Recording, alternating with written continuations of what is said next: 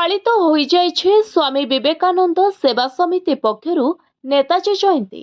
रायगढ़ विद्यानगर स्थित महिला संस्कृति अनुष्ठान गृह रे समितिर सभापति श्री जोगेश्वर दास को सभापतित्व आयोजित कार्यक्रम रे मुख्य अतिथि भावे भारतीय मजदूर संघर राष्ट्रीय उपसभापति श्री एम जगदीश्वर राव, मुख्य वक्ता भावे ओडिशा कर्मजीवी सांबादिक संघर राज्य सभापति तथा राष्ट्रीय स्वयंसेवक संघ सक्षमर प्रांत संरक्षक श्रीजुक्त बादल कुमार ता, सम्मान्य अतिथि भावे रायगढ़ जिला शिशु मंगल समिति अध्यक्षा श्रीमती विदुलता हुईका जोगदे नेताजी सुभाष चंद्र बोस को फोटोचित्र रे पुष्पमाल्य अर्पण करी छात्र छात्री मानक द्वारा देशात्मक बोधक स्वागत संगीत गान करी कार्यक्रम को आग को नेबा सह नेताजी सुभाष चंद्र बोस को जीवनी विषय रे स्मृतिचारण करने सह छात्र एवं युवक समाज नेताजी एवं युव समाज नेताजी सुभाष चंद्र बोस को आदर्श को ग्रहण करी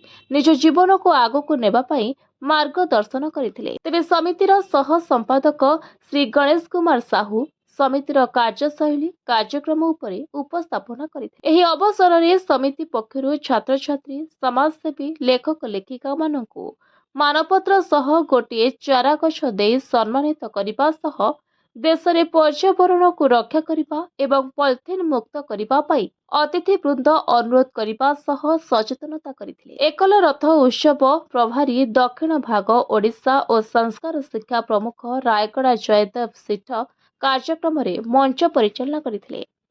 समापन रे नारी कवि शिक्षिका श्रीमती पद्मिनी मिश्र उपस्थित छात्र छात्री मान्यगण्य व्यक्ति मानकु धन्यवाद अर्पण करथिले। रायगढ़ चंदन कुमार को report, voice of Odisha live.